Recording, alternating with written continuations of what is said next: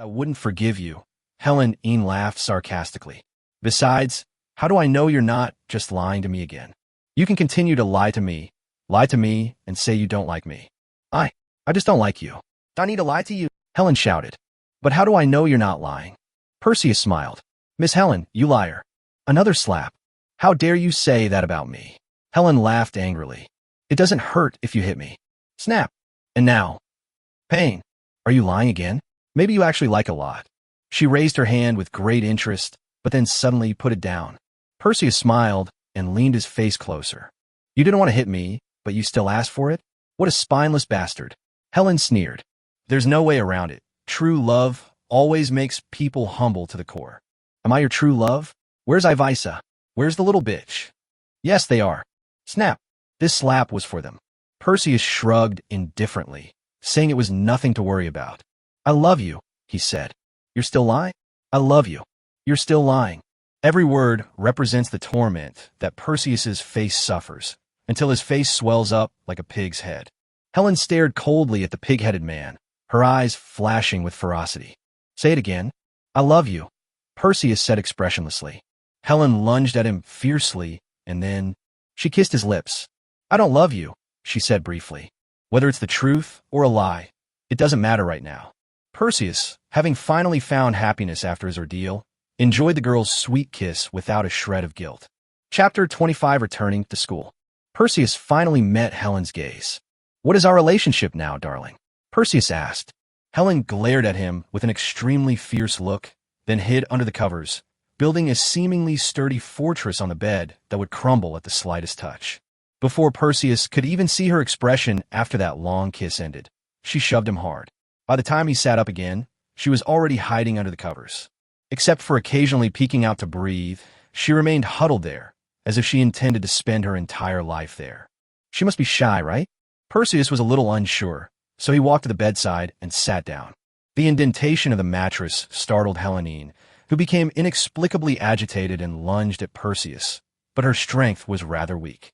Perseus then pulled her, blanket and all, into his arms and leisurely unwrapped the blanket, as if it were a candy wrapper. Soon, Miss Helen's pretty face was revealed again. Her eyes were still fierce, and her messy hair was sticking to her face with sweat, but it couldn't hide her blushing cheeks. Yes, it is indeed a candy with excellent flavor. Perseus gently brushed aside the stray strands of hair, admiring her fair and rosy face. Want to continue? You beast. Helen's voice was very soft. Why not? Perseus licked his slightly swollen lips. The swelling on her cheeks was from her slaps, and the swelling on her lips was from her lips. She even gently bit me afterwards, making it impossible for me to calm down. I'm tired. I'm not playing with you. I want to sleep. Helen closed her eyes in a huff. Then you go to sleep. I'm going back to the academy first. You dare. Helen opened her eyes instantly, furious. Why? I'm not bothering you while you're sleeping, Perseus said innocently. You did that to her, and now you think you can just walk away after putting your pants back on? Helen said angrily. Don't talk nonsense, okay? My pants have been on perfectly fine the whole time, Perseus said with a serious expression. That's not the point. The point is, that was someone's first kiss. This was also my first kiss. It's a one-for-one exchange, so neither of us is at a disadvantage. Bullshit. Who cares about your first kiss? How much is your first kiss worth? How can you even compare them? How could you say such hurtful things? Perseus sighed. But is this really your first kiss? She asked, frowning with a look of disgust. Of course, I'll compensate you tenfold for any counterfeit product, okay? Perseus said without changing his expression.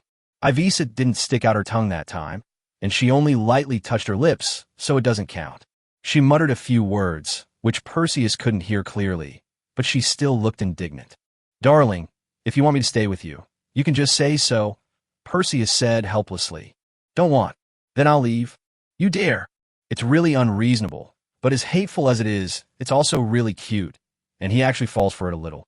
Perseus lowered his head and savored those two soft, delicious lips once more. Helen didn't struggle, but her gaze became even fiercer, her face flushed more, and she muttered some curses. Still not convinced? Then let's do it again. Several times in a row, each time just a light sip without any vigorous movements. Yet both of them became breathless, their hearts and lower abdomens burning with desire. Helen's big eyes were moist and watery, as if she might cry at any moment. She adjusted her breathing to calm herself down, looking at him with disgust. If you're going to kiss me, then kiss me properly, okay? Stop acting like a sissy. Are you even a man? I was just afraid you'd be unhappy. Perseus's mouth was a little dry. Useless. You're even afraid of women? The worst of the worst. After she finished cursing, she pushed Perseus down forcefully, completely pinning him down. Perseus was too weak to resist at this point, and even if she stabbed him with a knife, he couldn't dodge it. Those increasingly vibrant, fragrant kisses were simply irresistible. The two began a new round of verbal battle. Surprisingly, both of them were sore and exhausted, yet their kiss was more intense and violent than their first one. They were like bloodthirsty beasts, frantically plundering each other, their heads spinning, and they were driven by their feelings alone. They rolled around on the bed, and with each roll, the power shifted, and their clothes gradually slipped off their bodies, until the door suddenly opened. The two, whose reason had been lost for so long, suddenly returned and stared at the door in terror, one above the other. Mrs. Lamanthal stood there expressionless, then said, as she closed the door, "I thought a stray dog had wandered in." Both of them were so ashamed that they wished they could disappear into the ground. At this moment, Helen suddenly realized that half of her clothes were missing, and the rest were in imminent danger of being exposed, revealing a large expanse of her private parts to Perseus. "You scoundrel," she said, slapping him across the face in shame and anger. Perseus stared into thought as he looked at his school uniform, which had been crumpled into strips of cloth. Alas, Perseus sighed, devastated. "Let's go and explain to your mother." "What's there to explain?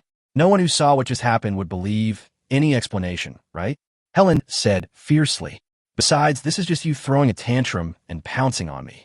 Is there any other explanation? You can eat whatever you want, but you can't say whatever you want. You were the one who tackled me. Separate. I'll pounce on you." Snort. Helen smiled smugly, then hurriedly grabbed a blanket to cover herself. "Go get me my clothes," she said, pointing to the huge wardrobe over there. "Do you have any clothes I can wear?" Perseus got out of bed and went over, rummaging through the contents while asking questions. "You can wear any of these clothes. Let's forget about it. He's not a cross-dresser. Moreover, the size doesn't fit." Perseus picked out a beautiful dress for her, and suddenly noticed a drawer with many different types of socks neatly stacked inside. Another drawer contains underwear, and the last one is, "What are you looking for? Be careful, or I'll have the military police arrest you." Helen rolled her eyes. "Let's forget about it." Perseus placed the dress within her reach and then walked towards the door. "Where are you going?" she asked hurriedly. "I'll wait outside," Perseus said without turning his head. "Why weren't you so gentlemanly just now? You were like a stray dog," she muttered under her breath. In terms of battle losses, he clearly suffered more, leaving Perseus with a bitter pill to swallow. After standing outside the door for a while, Helen said he could come in, and then he went in. Helen stood gracefully at the door, wearing the dress he had chosen, holding his intact school uniform jacket in her hand. "You can't wear this shirt anymore. Take it off," she said. Perseus took off his tattered shirt and, with Helen's help, put on his coat. As long as he buttoned all the buttons up, no one could tell that he wasn't wearing anything underneath. "Your figure is terrible. You don't even have abs," Helen mocked. "I will start exercising hard from today," Perseus said. "Okay, but don't overdo it. Muscular big oafs are the ugliest." Go back to school. I'll pay you back for the shirt," Helen said calmly. "Need not. I've already compensated you. Check your coat pockets yourself," Helen said, pushing him aside and storming out the door. How many gold coins did she put in it? There probably won't be many, since they don't feel heavy at all, but even if there's only one, it's not a loss. Perseus put both hands in his pockets at the same time, rummaging through them. But as soon as he put his hand in, his expression froze. There wasn't a single copper coin in either pocket, but inside one of them was a wad of extremely soft, subtly damp silk fabric. Helen leaned out halfway, her cheeks flushed, but she looked at him with extreme smugness. "How about it? Was the compensation I offered generous enough?" "Honey, I'm suddenly not in a hurry to go back to school anymore," Perseus pleaded. "No way," used ruthlessly. "We'll talk about it when I have abs." He suddenly felt a deep hatred for the part of himself that always gave up halfway. "Could you wait a moment? I have something to take care of," Perseus said with difficulty.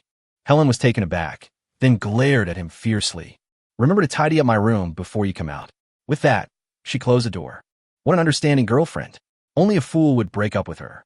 Afterwards, Perseus walked out of the room, feeling refreshed, his eyes looking at Helen with crystal clear clarity. Disgusting. I don't want this room anymore. Helen pouted. Let's go back to school. Perseus casually put his arm around her waist and whispered. She nodded with a look of disgust. Chapter 26 Speed of Life and Death. On a carriage back to the academy, Perseus embraced Helen, both of them resting with their eyes closed. I'd love to know how you'll explain our relationship to them, Helen suddenly said. Who? Is that even question?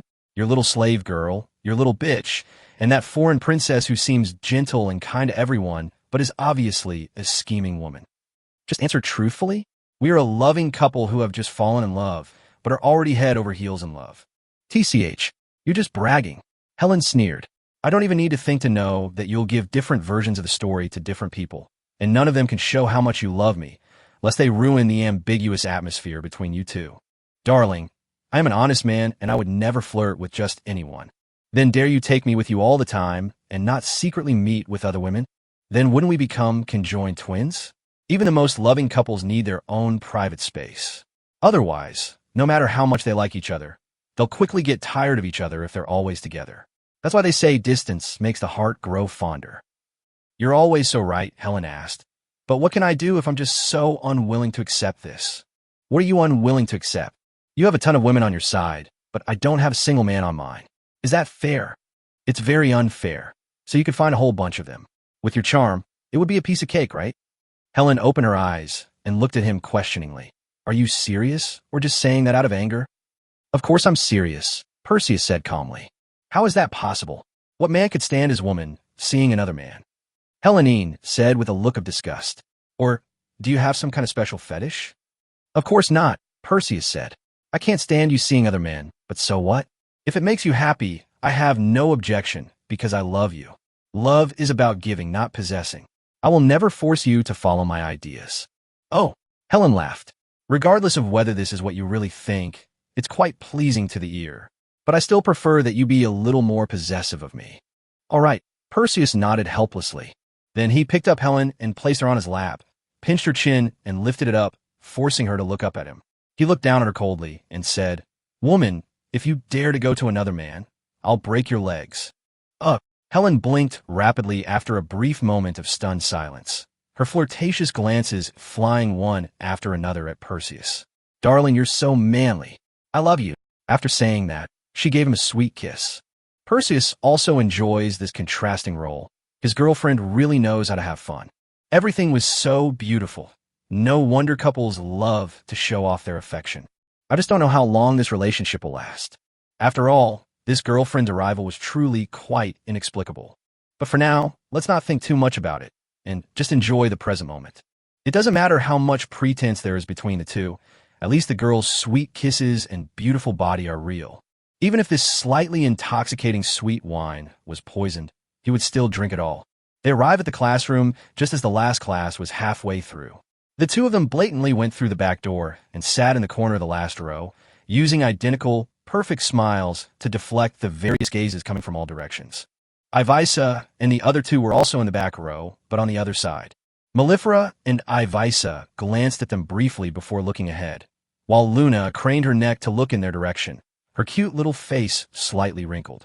Whenever Perseus looked over, she would quickly turn away. Oh, what a poor little puppy, Helen said softly. You scumbag flirted with her last night, and then dump her for me today. It's so blatant. Even if she's not very bright, she can tell you no good. What are you going to do? I never imagined things would turn out this way. Really? It's not too late to regret it now. Break up now and continue with your original plan. Perseus caught her hand under the table. What plans do I have? Don't make it sound like I'm some kind of man who schemes to get close to women. For me, life is full of unexpected events. Since I've already encountered one, I might as well take it seriously. That sounds nice, but who knows if you're just playing around with her? Let's stick to the facts. If you don't call a halt, how dare I just pull on my pants and run away? Even if I did run, do you think I could escape your grasp, Duchess of Lamanter? That's true. Helen seemed to realize something. Speaking of which, I don't think I need to worry about being used and then abandoned. If you want to be a heartless man, there's nothing I can do. But if you don't want to be my man, then don't even think about being another woman's man. There seem to be many different techniques involved. Perseus knew perfectly well that he couldn't treat her casually. Dating her was like petting a tiger. You can't stroke her too lightly or too heavily. You have to just hit her sore spot. Otherwise, no matter how hard you try, she'll get annoyed. Masturbation can bring many benefits if done well, but can lead